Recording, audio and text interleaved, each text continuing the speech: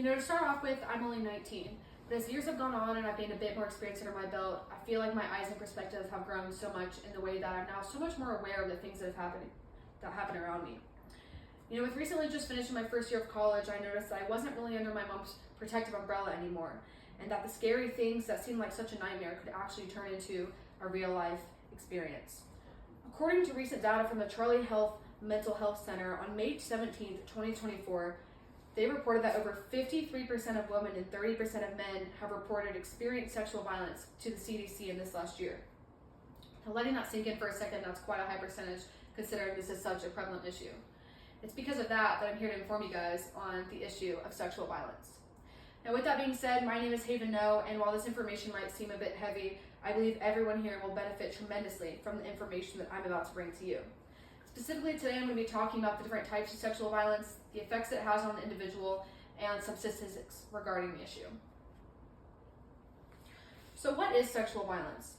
Sexual violence is the use of sexual actions and words that are unwanted by and are harmful to another person, which was best said by the authors of an article from the Minnesota Coalition Against Sexual Assault titled, "What is Sexual Violence?" on May 24th, 2022. As you can see here, sexual violence is kind of like an umbrella, and these are its subparts. However, there is quite a difference between sexual assault and sexual harassment. Sexual assault refers to sexual contact or behavior that occurs without explicit consent of the victim, included unwanted penetration, unwanted sexual touching, or attempted rape. Sexual harassment, on the other hand, can also involve verbal encounters as well as physical encounters. And then, of course, we have child sexual abuse and, unfortunately, rape in itself. So right here, I kind of want to point out that this is a sexual harassment experience in the workplace. This here is an innocent woman, and this is her male coworker who is obviously inappropriately touching her. She clearly does not want it, and because of that, that is characterized as sexual harassment. So now that we kind of know the different types of sexual violence, I want to specifically point out the effects of sexual violence because that's where it gets the most damaging. Many victims of sexual violence experience a ton of psychological and physical effects. According to Resilience, a nonprofit organization for sexual assault survivors, an article from them titled "Impacts of Sexual Violence" on August 9th, 2021, the authors of the article wrote that when it comes to the psychological effects, most victims experience an abundant amount of guilt and shame because they are so embarrassed by what has happened to them, and they may even feel like it's their fault. In addition, they may experience a lot of denial and PTSD and even depression. PTSD in the way that after the incident occurs, they may feel an abundant amount of stress, anxiety, and fear because they constantly feel like they're in danger. And then depression in the way that they feel hopeless because they can't escape the trauma that they are experiencing from what the incident entitled. Moving on to the physical effects of sexual violence.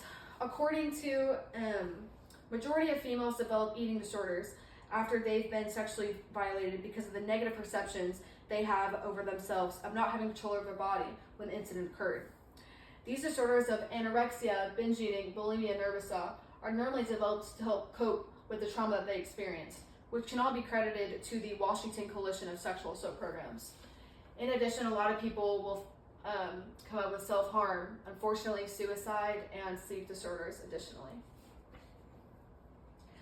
So now that we've kind of learned what the different types of sexual violence is and some effects that can be associated with it, I want to point out some astonishing statistics that contribute to this very massive issue.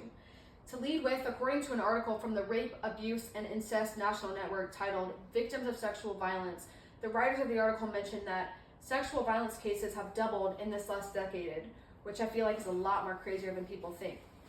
The RAE network that I just mentioned above said that every 68 seconds, an American is sexually assaulted, and every 9 minutes, that victim is a child, which is very crazy to think about because there's probably people out there that are actually being sexually assaulted right here, right now.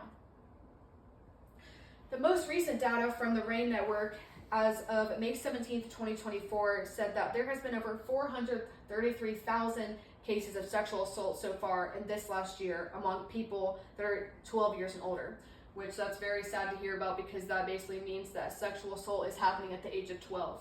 And keep in mind, that's only the sexual assault cases. The sexual harassment cases are even crazier in that according to an article from the National Sexual Violence Resource Center titled Ending Sexual Assault and Harassment in the Workplace. In 2019, the writers of the article found that 38% of all women have reported experiencing sexual harassment at work. Now, I know that doesn't seem like the highest number ever, but that's still 38% more than there was before. And on top of that, while all these statistics are extremely reliable, that doesn't account for all of the people that haven't come forward to talk about the incidents that have happened to them.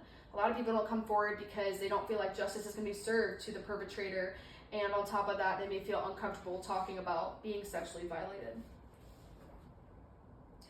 So overall, while I know that may have seemed a bit overwhelming and a lot of information, I truly do believe that everyone needs to learn more about the issues of sexual violence so that they're aware of how important and prevalent the issue is that's just around them.